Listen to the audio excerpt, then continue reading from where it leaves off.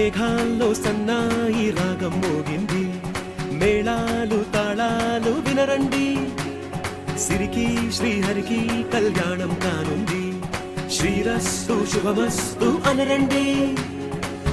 అచ్చు తెలుగంటో పెళ్లికి అర్థం చెప్పారంటూ, మెచ్చదగు ముచ్చట ఇది అని సాక్ష్యం చెబుతామంటూ, జనులంతా జై కొట్టేలా జరిపిస్తామండి.